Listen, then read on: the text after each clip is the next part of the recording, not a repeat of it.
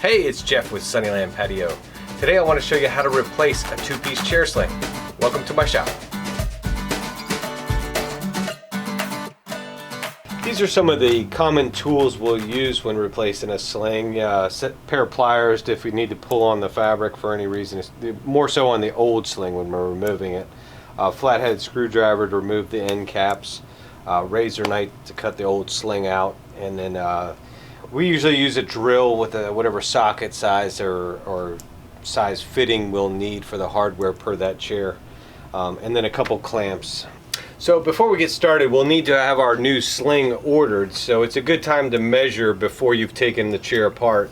So what we want to do is measure in a couple places. We want to check the width at the bottom for the visible portion of the fabric.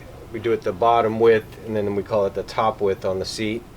And then actually again on the back we're going to do the two widths also, the bottom of the back sling and then at the top of the back sling up here.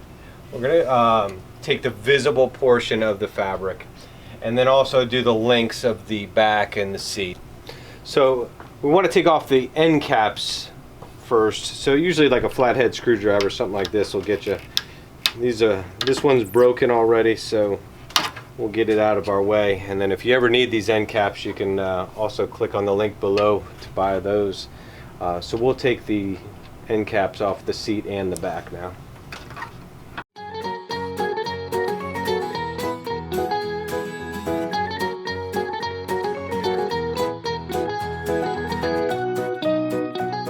So next step here before we start taking the frame apart is we need to get the sling, the old sling, out of our way. So unlike some of my other videos, we've taken apart the hardware and then pulled out the sling.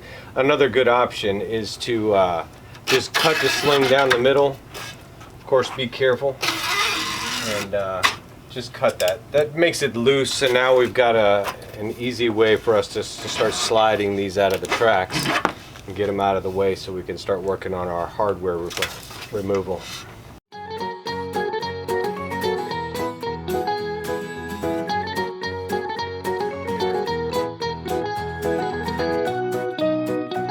First I want to get the back out of the way there. So in this particular model, this is an adjustable two-piece chair. So we want to take off the two bolts where it hinges so that we can work with this freely.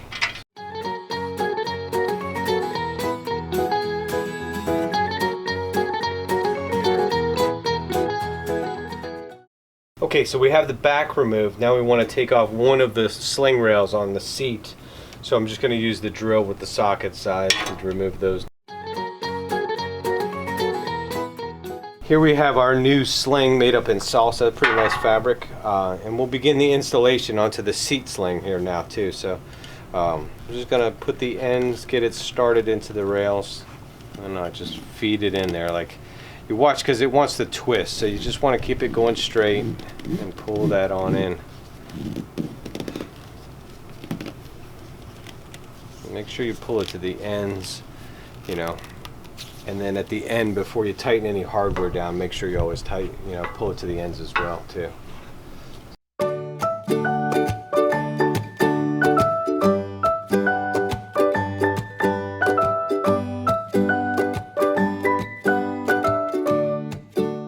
So here's where I like to use the spreader tool, which can also work as a clamp also by just moving this over to the other side.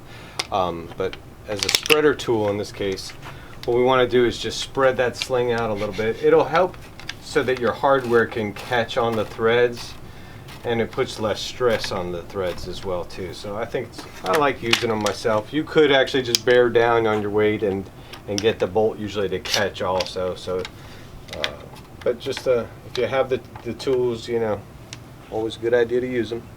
And what we'll do is get our bolts started on each side.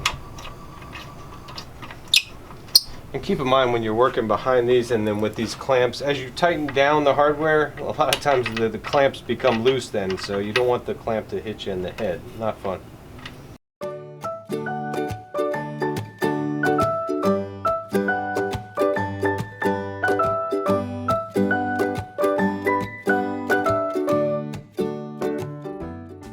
So now we'll begin on the back of the chair.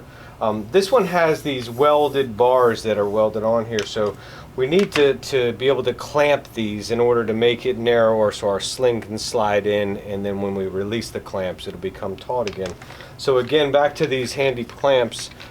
These can be found at some of the home improvement stores, usually in the woodworking section or tool department, and they'll usually all work with that as far as being a spreader tool and a clamp, which kind of works perfectly for this kind of job we're doing. And so I'm just going to tighten that down a little bit. You want to be careful. You don't want to over tighten, you know, and then permanently bend those braces. Usually it's not permanent either, so if you do get a little too much bend in them, you know, you can usually use a mallet and also get them to spread back out. So just try and do as little as you have to on those bends. So let's give this a shot. So now I'm just going to put this to where you guys can see.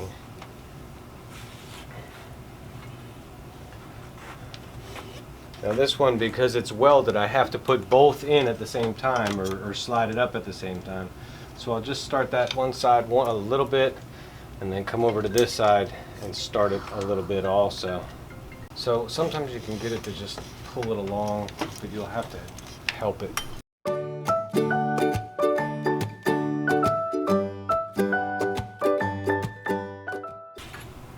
So here I'm just making sure my spline inside is coming out the end. So I'm just pushing it to make it flush in the channel there. And then I'll pull it all the way to the end of the cap here. So I've got that to the end. So now it's looking good and straight, and I can release my clamps now.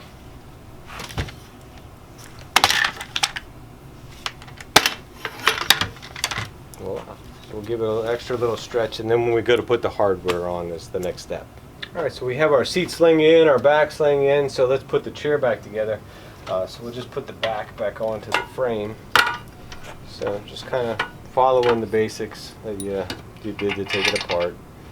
We've got the bolt spacer that goes on here, and we'll stick it through the frame. Sometimes you have to pick it up to twist it a little bit if the hole's kind of curved a little. And then we'll put our nut on. And then same for the other side. So I put the bolt in the spacer and through the frame nut. Alright, so now we've got our hardware all started, so now we can go ahead and tighten it all down.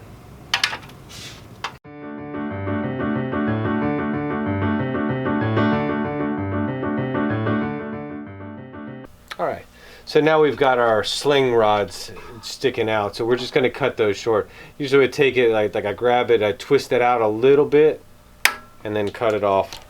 And again down here, twist it out a little bit, and then cut it flush. And then good tip is just to make sure that it's flat, and we'll put the end caps on now.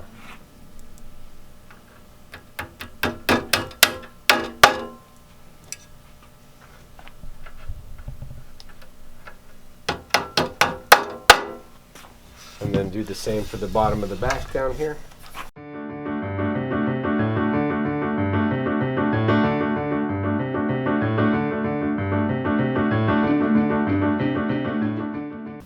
One thing I didn't mention before too is like when I worked with the back of the chair, I like going through the bottom up to the top. It seems to be easier than trying to work it from the top to the bottom. So keep that in mind. I think it causes, or it makes you have to clamp less, which is good for the frame. All right, well, thanks for watching how to install the two-piece chair sling. This came out really nice there. This is Metallica Salsa, the fabric, if you're interested in that also. And click on any of the links below if you'd like to purchase any of the products. Thanks for watching. See you next time.